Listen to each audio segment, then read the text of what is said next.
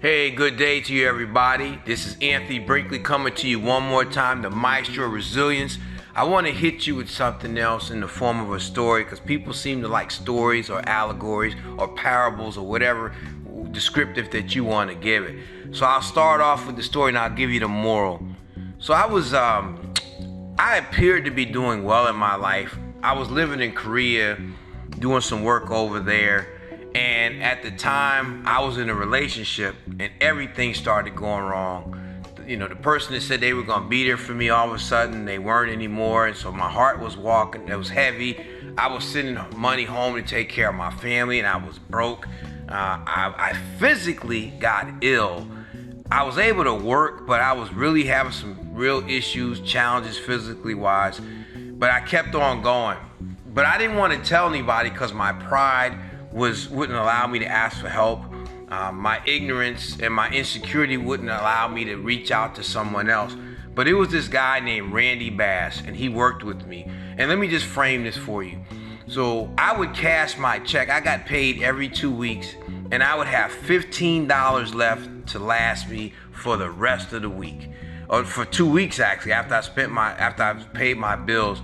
So basically I was working every day, a full-time job. I was getting off work, I was eating ramen noodles, I was eating peanut butter and jelly, I was eating crackers, I was eating anything I could get my hands on, what I could use $15 for. But I didn't want to tell anybody, even though I had this job, a full-time job, that I was basically hungry. So this guy named Randy, he would come to work and he said, "Hey Brink, my wife, she made this big pot of lasagna, but I didn't really need to eat all that lasagna. I'm trying to trim down, and my wife always cooks too much." So he said, "You want some? I brought you some." So I said, "Hey, no problem, I'll take it." And then another day he'd come back and say, "Man, they had 2-for-1 sandwiches at the sandwich shop today, but I mean, why should I gorge myself in eating 2 sandwiches?" So he'd give me a sandwich.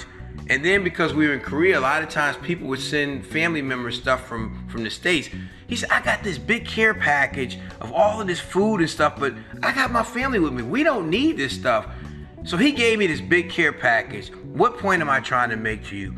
Randy Bass saw past my insecurities, he saw past my faults, and he saw my needs. Randy Bass was feeding me for months and months and months, and I didn't know it. But because he studied me, he knew I wouldn't respond up front if he asked me directly if I needed help, if I was starving, if I was hungry, if I was in need of something. So he found a way by studying me to reach me. There are some of you out there that you won't allow somebody to connect with you because you think it diminishes you, but it doesn't diminish you. It doesn't take away from you. So allow people to be in your life, one. The second lesson is there are people that are around you that are projecting an image that they aren't. They're 180 degrees counter to what they're projecting. But if you don't take the time to study them and watch them, you will miss the opportunity to help them. And that leads to negative things in their lives and missed opportunities in your life. So the lesson for today in resilience is study those around you. 1. 2, take the time to let people help you. Take the time to help others who need help, because we are truly a community. But we can't be a community if we don't know each other. We can't be a community if we're letting pride and insecurity and all those things get in the way. Because I wouldn't be doing the things I'm doing today if it wasn't for a guy like Randy Bass. I need you to be a Randy Bass for somebody else. And for those of you that are struggling, I need you to allow someone like Randy to be in your life. I love what y'all doing. Like, subscribe, share, hit the notification button. People are hurting right now, and people see me like this guy who's got it all together. And I'm doing okay, but they don't know the pain and suffering I went through. That's why I tell you this story, because some of you are in that right now. So let somebody connect with you, be a connection, because you can't take it with you. Only what you do to help others is gonna last beyond your life. Peace and blessings to you.